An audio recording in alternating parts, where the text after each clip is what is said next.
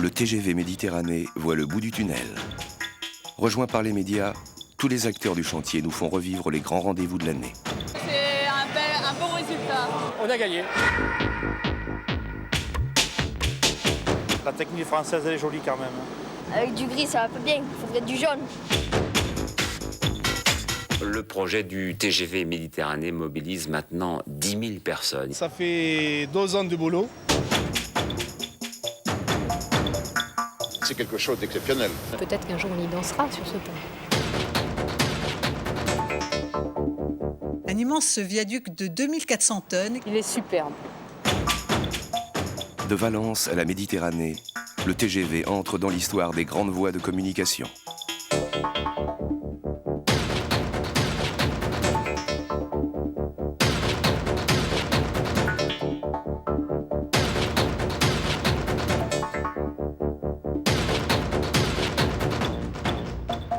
Après 3 années de travaux, pour le maître d'œuvre et pour le maître d'ouvrage, c'est l'heure d'un premier bilan.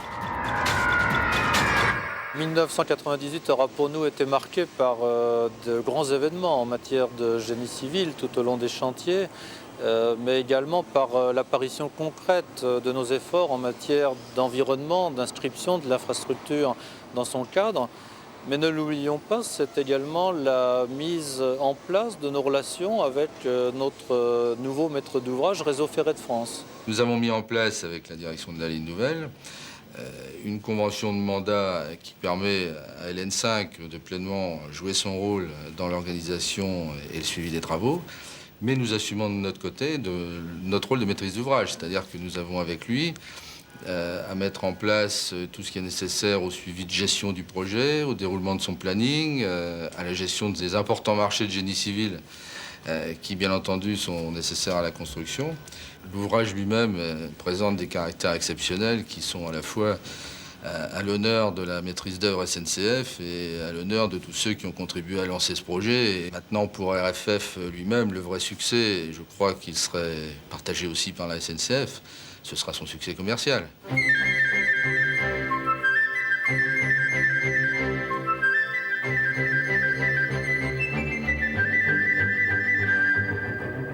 Dans la vallée de la Grenette et du Colombais, c'est un autre succès qui est partagé par tous ceux qui proposent une autre lecture du paysage drômois. C'est un événement technique. L'ouvrage, par sa dimension, presque 1 km de long, 60 mètres de haut. Donc c'est un ouvrage exceptionnel. Il a fait l'objet d'attention particulière d'un point de vue architectural. Mais c'est aussi un ouvrage exceptionnel, je dirais, par sa situation, son implantation. Il ne va pas échapper que nous sommes au pied du village de la Roche-sur-Grane, village médiéval. Et bien que la population y soit peu nombreuse, 150 habitants, disons qu'il y a eu une opposition assez ferme lorsqu'on a envisagé d'implanter un ouvrage de cette dimension dans cette vallée. On a pu expliquer, associer les gens au choix de l'ouvrage. Enfin, on a su, j'espère, le faire en les gênant le moins possible pendant la réalisation. Et puis enfin, je crois qu'il est à peu près assez bien aligné aujourd'hui. Maintenant, bon, on s'y habituait. Au départ, c'était un peu gros, quoi. C'était surtout la mise en route, quoi. Les terrassements, tout ça, ça faisait un peu peur à tout le monde, quoi. Et puis maintenant, une fois que c'est fait, c'est vrai que ça passe bien, quoi. À entendre dire les gens, ils disent bon, c'est quand même pas mal, c'est vrai que c'est gros, mais c'est bien fait, une belle architecture, c'est une bonne réussite, quoi. C'est une réussite technique et incontestablement, c'est forcément sur le plan humain quelque chose de très intéressant pour les gens qui ont participé à la construction.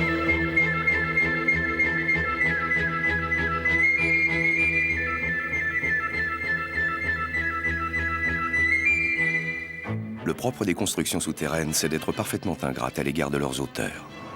Il est rigoureusement vrai de dire que si la difficulté y a été complètement vaincue, l'ouvrage ne doit plus emporter la trace et les hommes qui l'ont surmonté n'ont que la ressource d'être crus sur parole. Dans le tunnel de Tarte-Aiguille, chacun partage cette déclaration faite en 1900 par Fulgence Bienvenu, architecte, créateur du métropolitain. Au sud de Tarte-Aiguille, dans la plaine de Marsanne, la ligne, prête à recevoir la voie, se fond déjà dans les paysages de la Drôme provençale.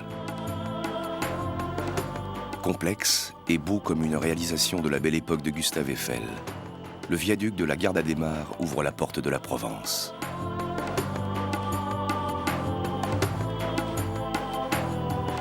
Séquence unitaire de 325 mètres entre deux rives, il voit le retour en force de l'acier.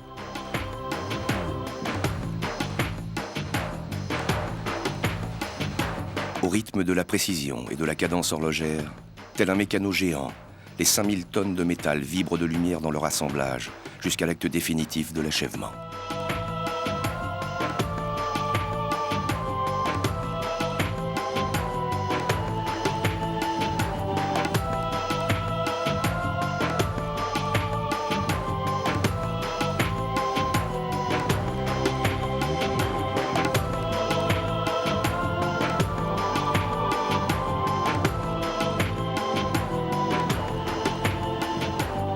Mélange de rêve, d'audace et de concret. À la gare d'Adhémar, un viaduc exprime l'orgueil d'un grand ouvrage qui appartient déjà au futur.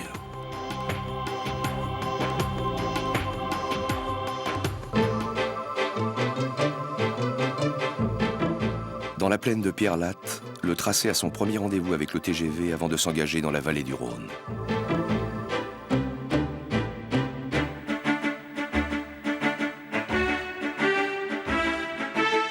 À Mornas, le Rhône fait entrer le génie civil dans l'histoire. L'histoire de la rencontre d'une technique avec un paysage. Une histoire faite d'eau, de fer et de lumière. Je trouve qu'effectivement, dans le choix des couleurs, dans le choix des formes, c'est quelque chose qui est bien adapté à la situation du lieu.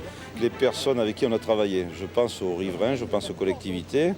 Ce que j'ai entendu ce matin comme remarque, comme première réflexion, ils trouvent que l'on est tout à fait dans les engagements que l'on avait pris au départ quant à l'architecture, quant à l'allure du viaduc dans son environnement.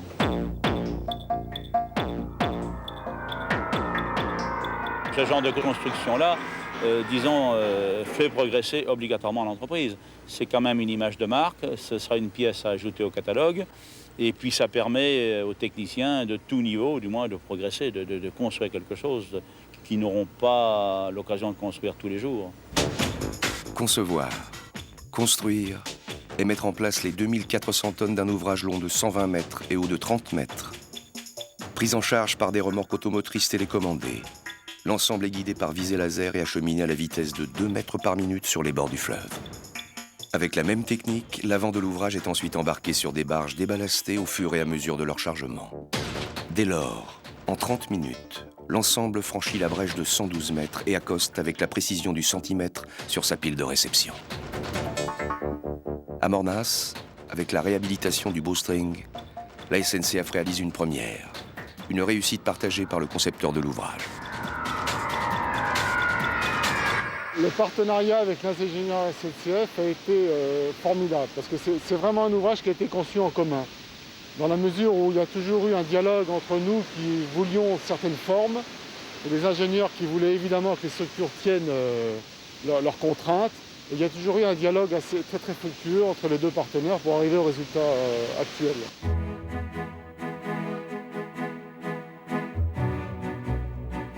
Après Mornas, longeant le Rhône, la ligne est prête à en gérer les caprices. Trait d'union entre le Languedoc et la Provence, le viaduc de Roquemaure, avec les plus longues travées en béton précontraint jamais construites pour le TGV, s'inscrit dans la grande tradition des ouvrages qu'il côtoie. À l'approche d'Avignon, face au Palais des Papes et au Mont Ventoux, la vérité de l'efficacité technique se mêle au sentiment d'esthète. Ici, l'exceptionnel est vécu au quotidien par tous les acteurs du chantier. C'est un symbole fantastique puisque le pont d'Avignon, tout le monde le connaît. Ça fait, de mémoire, ça fait 12 siècles qu'on en entend parler. Aujourd'hui, celui-là, il va marquer le 3e millénaire.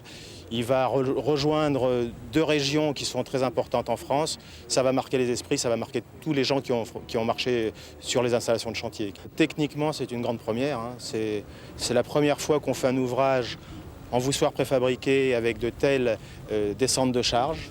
C'est une première certainement mondiale de ce côté-là. C'est aussi une grande première puisque ce sont des voussoirs en béton blanc. C'est vrai que c'est la première fois qu'à la SNCF on fait un chantier comme celui-ci. C'est une expérience qui est très intéressante et c'est un ouvrage techniquement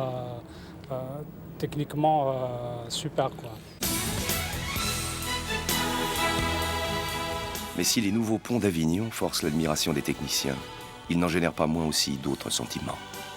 Il y a une part de mystère. Quand vous pensez qu'au bout de ces énormes machines, c'est une main d'homme, forcément, on est très admirative. Et puis, je crois aussi qu'on doit être très respectueux, parce que c'est forcément un exploit que d'arriver à sortir ça du sol. Ça va être chez nous le must en ouvrage d'art. Ça va être notre dernière référence, notre grande référence en ouvrage d'art.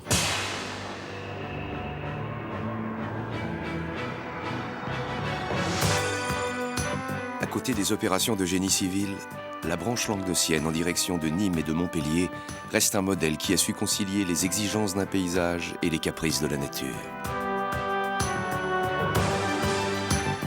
Ici, ouvrage d'art et ouvrage en terre rivalisent d'efficacité et la réussite du génie civil se conjugue avec respect de l'environnement.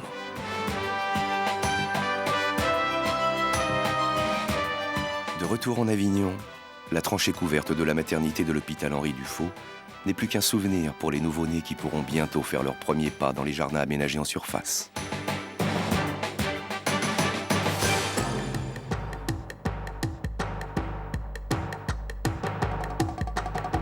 « 448 roues, 112 essieux, une télécommande et toute la maîtrise de l'entreprise Sarins ont permis la mise en place à bons pas d'un bowstring de 2400 tonnes.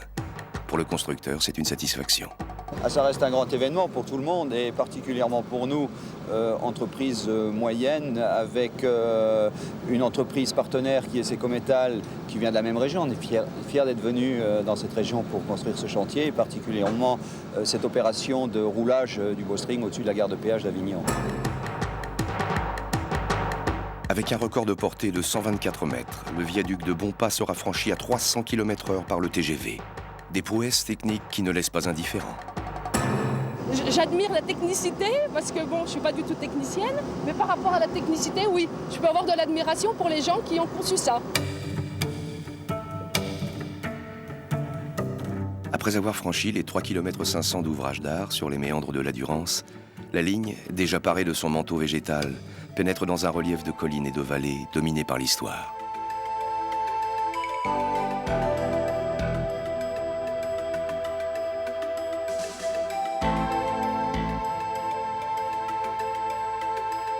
Une nouvelle strate s'inscrit dans le patrimoine des civilisations. 2000 ans après les Romains, sur les traces de la voie domitienne, Vernègue, Kazan, Lambesc, Aiguille, Vintabrin écrivent la première page de l'histoire des grandes voies de communication du 3e millénaire. À Vintabrin, un siècle après la tranchée du chemin de fer immortalisée par Cézanne, un objet devient motif dans une harmonie parallèle à la nature. Le train fait désormais partie du paysage. Un viaduc est entré dans le patrimoine collectif. Je crois qu'aujourd'hui, les riverains le disent, c'est quelque chose qui s'intègre parfaitement dans l'ouvrage. Je crois qu'aussi, je peux le dire, je crois que dans l'avenir, eh bien, on ne pourra pas penser voir ce vallon, cette vallée, sans cet ouvrage-là. Ça serait un peu comme le petit Roquefavour, hein, donc cet ouvrage-là. Aujourd'hui, dire il est venu dans le paysage, il a perturbé, on va le démolir, ça serait inacceptable. Je crois que dans quelques décennies, ça sera le cas, si ça ne l'est pas déjà aujourd'hui. Petit Roquefavour et grandes idées d'un ingénieur visionnaire qui avait imaginé il y a 150 ans déjà que le train passerait ici. Sur une idée de Franz Mayer de Montrichet, le viaduc de la vallée de l'Arc entre dans la mémoire du génie civil.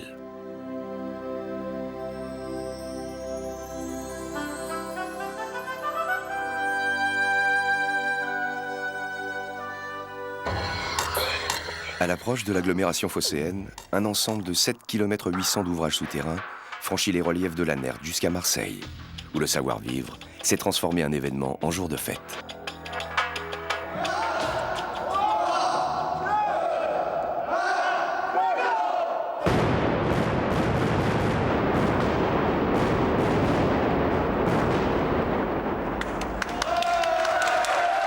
C'est le dernier tunnel que l'on va percer dans le département des Bouches-du-Rhône et que pour le tunnel de Marseille, nous avons vécu déjà 2 percements, mais qui n'étaient que des percements primaires. Et là, c'est vraiment le dernier percement qui va nous permettre de voir la mer. Voir la mer. Depuis 2 ans, chacun en a rêvé. Ensemble, ils l'ont réalisé. Pour les responsables des travaux publics, l'événement est à la hauteur des enjeux. L'innovation principale, je crois, parce que je ne pense pas qu'il y ait beaucoup de tunnels qui soient faits de cette façon-là, c'est quand même l'ordonnancement du tunnel avec la succession des ateliers. Il n'y a pas beaucoup de tunnels, en France comme dans le monde, qui sont faits de cette manière-là.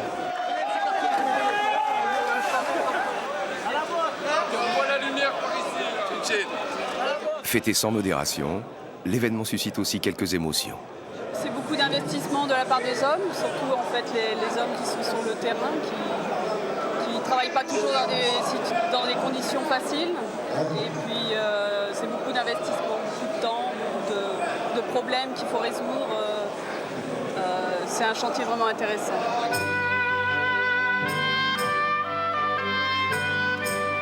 Les bruits et les clameurs se sont tus. Une page du génie civil se tourne, car ici, ce n'est pas le tracé qui s'impose au paysage, c'est le paysage qui s'impose au train. Il nous est vite apparu que le paysage, avec l'ensemble de ses composantes, l'environnement d'une façon générale, devait faire l'objet d'une attention toute particulière et que si nous devions réaliser un travail minutieux, il fallait mettre au même niveau que les contraintes techniques l'ensemble de ces contraintes environnementales et donc réfléchir dès l'amont à ce qu'on a appelé un schéma directeur paysager. Les paysagistes ont été les vecteurs pour nous d'un parfait dialogue avec les populations rencontrées.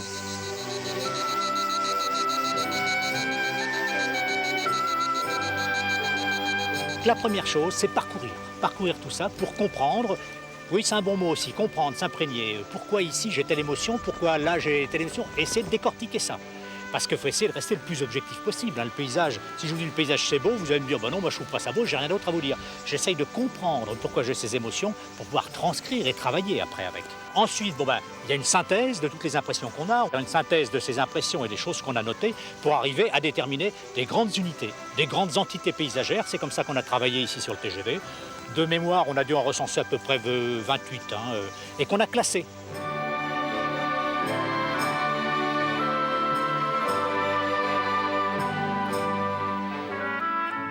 Après le choc des paysages, le TGV Méditerranée met en œuvre avec ses concepts et ses techniques une véritable architecture paysagère. Il faut recréer la nature et réhabiliter les espaces. Il faut redessiner le modelé des collines, reconstruire les remparts de l'histoire et revaloriser son patrimoine. Il faut sauvegarder les valeurs du terroir, respecter les identités régionales et restaurer les écosystèmes.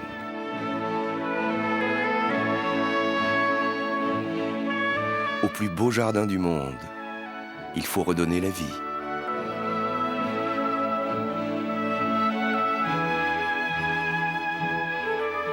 Pour y parvenir, la SNCF invente l'ingénierie du paysage. Elle combat l'indésirable, protège et conserve les espèces menacées, sélectionne, compose, cultive, analyse, expérimente, contrôle et conçoit l'art végétal. Libérée de son complexe vert, elle garantit le matériel végétal qu'elle met en place. Les coûts d'entretien seront nuls et les risques d'incendie éliminés. Aujourd'hui, avec la mise en terre de 150 tonnes de semences et avec la plantation de 1 million d'arbres sélectionnés, le TGV Méditerranée prépare les paysages de demain et plante le décor de la Voie du Sud. 1999, c'est la pose de la superstructure ferroviaire. Dès le printemps prochain, les premiers mètres de voie apparaîtront dans la vallée de la Durance, dans le Val de Drôme. C'est l'offre commerciale qui commence à prendre forme grâce à nos collègues des régions de grandes lignes. Et bien évidemment, ce sont les premières pierres de gare qui apparaissent, des chantiers qui font suite à toutes les études architecturales menées depuis plusieurs années déjà. Avec les clients au cœur de toutes les préoccupations, les concepteurs lèvent un coin du voile sur leurs réflexions. Alors en 1999, on va voir, la première chose qu'on va voir sur les sites, c'est comment on arrive dans ces gares. Puisque ces gares ont été conçues vraiment comme un carrefour entre tous les moyens de transport, le TGV d'un côté, mais les voitures, les taxis, les autobus, le train régional. Donc on va voir les routes se mettre en place. les grandes routes, comme à l'Arbois, dans l'axe de la Sainte-Victoire. On va voir à Valence comment on vient de la route entre Valence et Romans vers la gare, tout le scénario d'arrivée. Et on va voir aussi à Avignon l'avenue de la gare se mettre en place au milieu des cyprès et des platanes. Et je crois qu'on va comprendre en 1999 quelle relation le voyageur aura en arrivant à la gare et dans la gare avec ce paysage. Et je crois que c'est à partir de là qu'on va commencer à pouvoir bien imaginer l'architecture des bâtiments eux-mêmes. Ce qui est magique dans une gare comme celle de l'Arbois, par exemple, c'est que l'on est d'un côté à un quart d'heure d'Aix-en-Provence et de l'autre côté à quelques heures de Lyon, de Paris, de Londres. Et donc il y a aménagé une transition pour le voyageur entre ce qu'il a vécu ou ce qu'il va vivre dans un autre lieu et ce qu'il va vivre ici. Et notamment quand on arrive depuis la région à la gare, eh bien, on va découvrir des choses qui sont finalement en écho à toutes les autres gares. On va découvrir que c'est une très grande forme simple qui s'inscrit dans le paysage et qui révèle son fonctionnement. On va découvrir quand on s'approche un peu plus près que les passerelles, les garde-corps, les équipements parlent de toutes les autres gares que l'on connaît et annoncent déjà ce que l'on va découvrir à l'autre bout de la ligne. Une ligne, des équipements et des aménagements réalisés par la SNCF et financés par le maître d'ouvrage Réseau Ferré de France. Un vécu récent mais déjà riche d'enseignements. Le chantier du TGV Méditerranée est un symbole pour RFF. C'est le chantier du passage de témoin entre la SNCF et RFF pour la maîtrise d'ouvrage des infrastructures ferroviaires depuis déjà près de 2 ans. Alors quelles sont les premières impressions d'RFF ? Tout d'abord, de la reconnaissance pour les cheminots qui ont initié ce grand projet et qui l'ont contrôlé et maîtrisé. De l'amitié aussi pour ces cheminots qui ont trouvé de nouveaux repères face à leur nouveau partenaire RFF. De la reconnaissance aussi pour les personnels des entreprises. De la reconnaissance pour l'État, sous le contrôle duquel et avec le concours financier duquel RFF assure la lourde charge de cette opération, plus de 25 milliards de francs. Espoir de voir se concrétiser ce chantier en juin 2001 comme prévu et donc de mettre à ce moment-là Marseille et un peu plus tard Montpellier à 3 heures de Paris. L'avenir du secteur ferroviaire français, initié par Claude Martinant, l'homme de la réforme ferroviaire, s'en trouvera conforté d'autant à un moment où le couple RFF-SNCF s'affirme. Des valeurs défendues, des réformes décidées et des engagements pris aussi à la SNCF par l'un des 20 000 visiteurs du chantier. Aucun équipement de cette taille n'a bénéficié d'un tel traitement en matière d'environnement. C'est un surcoût incontestable, mais c'est aussi une inscription qui, je le pense, sera remarquable dans le paysage magnifique de cette arrivée en Provence. Je crois que c'est une vitrine superbe pour la SNCF, c'est une vitrine dans l'élaboration du chantier. Et je pense que ça sera une vitrine, mais ça c'est notre affaire maintenant, quant aux produits que nous allons livrer, le TGV jusqu'à Marseille.